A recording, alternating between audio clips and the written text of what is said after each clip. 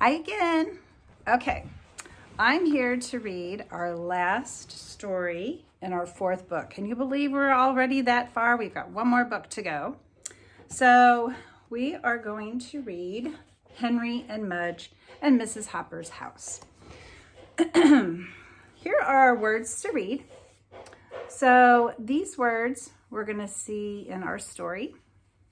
So be sure to look for them as I read the story. I'm going to read them to you, and you can echo me whenever I read them. So our first word here is told. Only. Across. Because. Dance. Opened. And shoes. Across and because are our spelling challenge words. Okay, so you'll need to know how to spell them as well as recognize them and read them. Read the words. Now, I know in our class, we like to read the highlighted words. That's your job, and my job is the other words. But you can do that at home. You can read the highlighted words. Read the words. Henry told Mudge they were only going across the street to Mrs. Hopper's house. They were staying with Mrs. Hopper because Mom and Dad were going to a dance. Mrs. Hopper opened the door. Henry walked in and took off his shoes. The genre for this story is realistic fiction. Realistic fiction has settings that seem real, but the stories are made up. Next, we're going to find out what happens when Henry and Mudge visit a neighbor. Ding. I'm not going to ding every page. Okay, Henry and Mudge and Mrs. Hopper's House by Cynthia Reinley. Illustrated by Carolyn Bracken in the style of Susie Stevenson. What will Henry and Mudge find at Mrs. Hopper's house?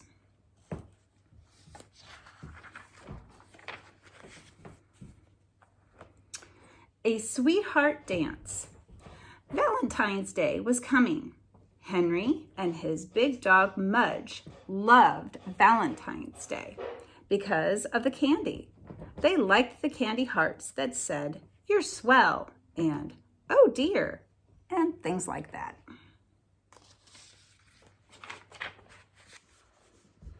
Henry read the words, and Mudge licked them off. They were a good team. On this Valentine's Day, Henry's father and Henry's mother were going to a sweetheart dance. Henry and Mudge would be staying with Mrs. Hopper.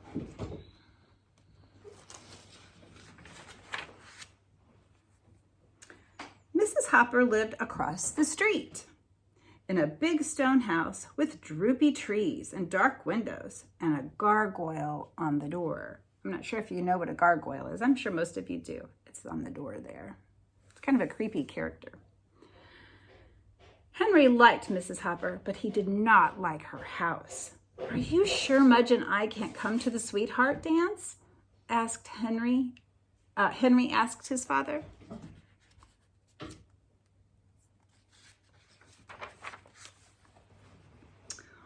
"Only if you both promise to wear a tuxedo and shiny black shoes and waltz to the blue Danube," said Henry's father. Henry looked at Mudge and tried to imagine him in a tuxedo and shiny black shoes, waltzing to the blue Danube. That's a kind of dance.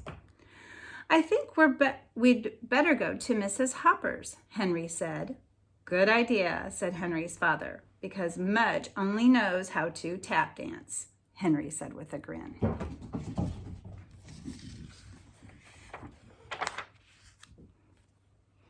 Costumes. Mrs. Hopper wasn't like anyone Henry had ever met. She played the violin for him. She served him tea.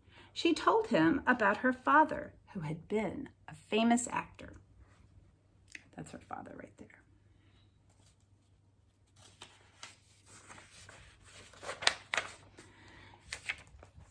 She was very kind to Mudge. She cooked him a bowl of oatmeal and gave him his own loaf of French bread. After the tea and music and oatmeal, Mrs. Hopper took them upstairs. She opened a room that had been her father's.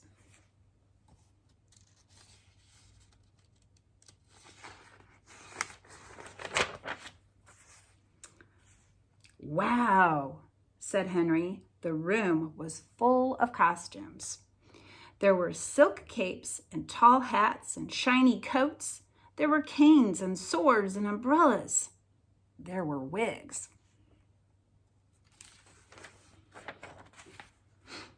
Mrs. Hopper put a wig on Mudge.